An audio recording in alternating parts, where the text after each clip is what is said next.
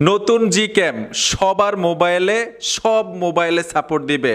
আমার হাতে যতগুলো মোবাইল দেখতেছেন বিভিন্ন কোম্পানির সবগুলো মোবাইলের মধ্যে আমি ট্রাই করেছি, সাপোর্ট দিয়েছে। LMC 8.4 কিন্তু অনেকের মোবাইলেই সাপোর্ট দেয় না। এই নতুন জি ক্যাম সবার মোবাইলেই সাপোর্ট দিবে। ছবি তুলবেন, আগুনের মতো হয়ে যাবে আপনার ছবিটা। মনে হবে আপনি 4 লক্ষ টাকা দামের ক্যামেরা দিয়ে ছবিটা তুলছেন। এই নতুন জি ক্যাম দিয়ে যদি ছবিটা তোলেন, মোবাইল যত কম দামি হোক না কেন আপনার মোবাইলেও এই নতুন জি ক্যাম চলবে। তো আসেন দেখে আসি। নতুন জি ক্যাম পাওয়ার জন্য আপনার ফোন থেকে একটা ব্রাউজার সিলেক্ট করবেন, সবচাইতে বেস্ট গুগল ক্রোম। উপরে সার্চ বক্স পাবেন, এখানে লিখতে হবে উইগু কাপ। লিখে দেওয়ার সাথে সাথেই এইখানে দেখুন অফিসিয়াল ওয়েবসাইট চলে আসবে, এখানে টাচ করে দিবেন। এইখানে আবার কিন্তু আরেকটা সার্চ বক্স আছে, এই অপশনে টাচ করে দিবেন। টাচ করার সাথে সাথে এখানে লিখতে হবে LMC শুধু 6 লিখে দিবেন। LMC 6 লিখে দিলাম। লিখে দেওয়ার সাথে সাথে একটা পোস্ট চলে আসবে, এই পোস্টের উপরে এখানে ট্যাপ দিবেন। এই যে দেখুন আমি এখানে টাচ করে দিলাম। টাচ করার সাথে সাথে এইখান থেকে আপনারা নিচে চলে আসবেন। নিচে আসার পরে এইখানে দেখুন ক্লিক হেয়ার টু LMC লেখা আছে, এই অপশনটাতে টাচ করবেন।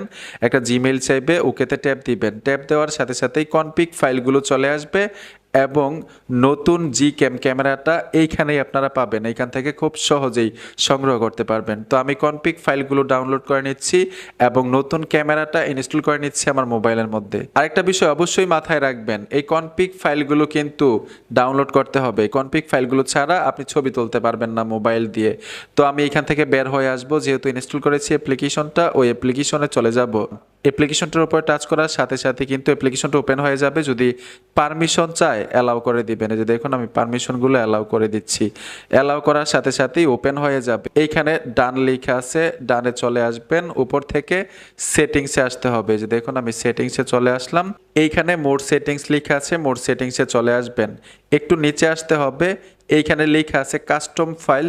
এই কাস্টম ফাইলের উপরে ট্যাপ দিবেন। এইখানে লেখা আছে ইম্পোর্ট, ইম্পোর্টে চলে আসবেন। কনফিগ ফাইলগুলো অ্যাড করার জন্য এখানে টিকমার্ক দিয়ে দিবেন, যেহেতু ডাউনলোড করেছিলেন। এখানে টিকমার্ক দিয়ে ওকেতে চলে আসবেন। তারপর ব্যাগ আসতে হবে, পুনরায় আবার ব্যাগ দিবেন। সেটিংসে চলে আসবেন, এইখানে লোড করতে হবে। কনফিগ ফাইলগুলো লোডে টাচ করবেন, এইখানে টিকমার্ক দিয়ে দিবেন। দেখুন আমি টিকমার্ক দিয়ে দিলাম, লোডে টাচ করে দিলাম, লোড হয়ে গেল। আবার কিন্তু ক্যামেরাটা অফ হবে, ওপেন হবে।